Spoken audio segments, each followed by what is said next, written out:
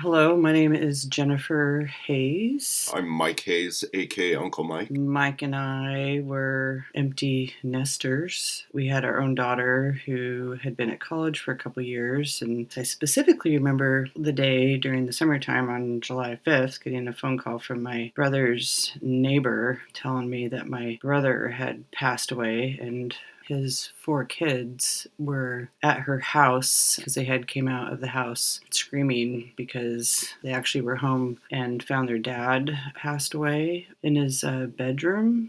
Their mother had passed away previously about 8 years earlier, Yeah, 7 or 8 years 7 or 8 years prior to their dad passing away. She had also passed away at their house kind of on Easter and had collapsed in front of the kids. They were pretty young at the time, though. So there's James and Zachary, who were just 3 at the time, and then Emily and Molly were probably 5 and 7 at the When time they came to us. when the mom died. Oh, then when the mother passed away, the two boys were twins, were 2 or 3 years old, and Yeah. MJ, Molly, now Ron, was probably about 3 or 4 at the time, and then Emily, the oldest, was 6, and Yeah. Emily had to take the mother role and try to help her father out to make sure that her other siblings were taken care of at the time when their mom passed away. So they didn't have a mother figure in their life up until the point to where their father passed away. We did take the kids in every once in a while to help John out, on the weekends and stuff, and they stayed with us. And at that time, after the mother passed away, we kind of thought to ourselves that there was that possibility that we could have taken on these 4 kids because we weren't sure if John was going to be able to take care of that situation. We never thought that we would end up with the kids because John actually passed away. For years, though, I had a little bit of an inkling that might happen just because, unfortunately, both the parents had alcohol and previous drug issues, which pretty much kind of was both the reason of their passing, which was kind of sad for the kids, because their parents were self-destructive. That was part of the reason why it was kind of expected that this might happen, that we'd end up raising the kids. But I really don't think it was going to, happen like as soon as it did, because their mom was 40 when she passed away, and my brother, their dad, was 51. The day we ended up getting the phone call that my brother had passed away, we went and picked up the kids from the neighbor's house and brought them back to our house. And, there really kind of wasn't much of an option besides them, living with us or going into foster care, because there really wasn't any other family members that were capable or in the situation to be able to take care of the 4 kids. All, of course, had problems at the very beginning with what they had been going through, and Emily had a hard time, because she was old enough to know kind of what was going on, and she was the one who found her dad, which was really tough on her, of not feeling guilty about not being home when her dad had came home that night, and she felt guilty for a long time that if she was home she could have done something to prevent him from passing away, or that she could have saved him by calling 911 or something, and that took a lot for her to get over that. And that was one thing that I really thought that she got out of going to Camp Erin. Was we had the kids go to Camp Erin the second year, I think, that they were here. We found out about it. Was the second year, because the following year that we had the opportunity and got introduced to Camp Erin, what a great opportunity for the kids to be able to, and for us to be able to understand that there was a huge amount of people out there that were basically going through the same situation that we were. I've learned a lot about what the kids have gone through just the process of them going through Camp Erin. I do think it really helped a lot, having them see that they weren't the only ones. And I remember at the end when we went to go pick the kids up, and we walked back to a tree that was kind of in the woods, and all the kids had written little things on paper, ornament typed cards, and we're like hanging them from this tree, and we were walking around reading them, and I saw that some kids had written on there that they had found somebody passed away, or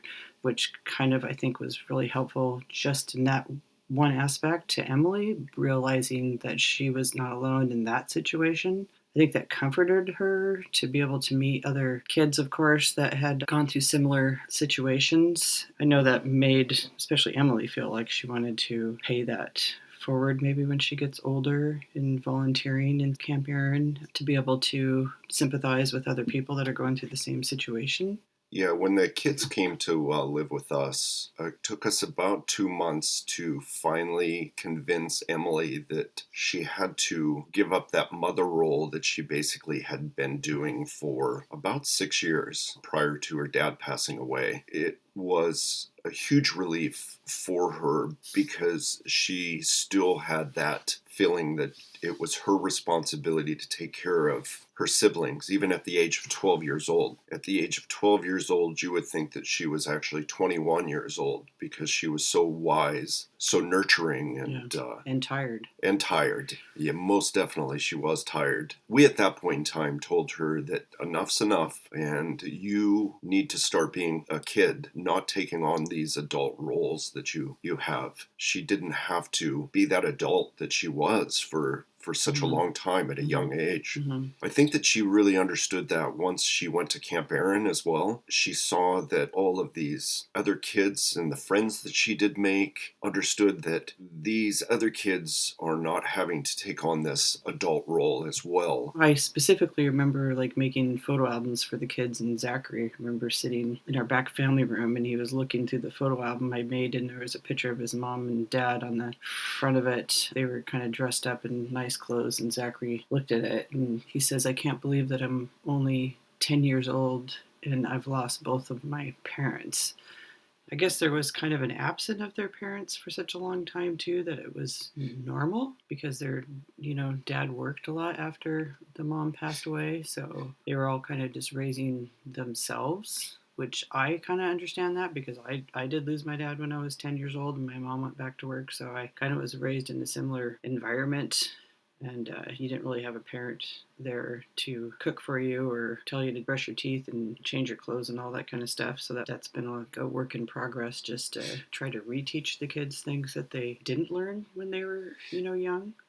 When the kids lost their mother, they didn't have a lot of guidance from the age of 2 all the way up until the 9 years old, besides trying to learn something from your sister that is just a few years older than you. So there has been, through the process over the last 4.5, 5 years, of trying to reverse a lot of, I don't know if I would call it anger. It would be more frustration.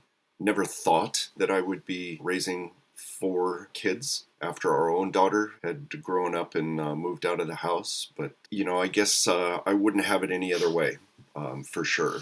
These kids are going to be in a far, far better place when they turn 18 and are able to have a great start by the things that we've sacrificed.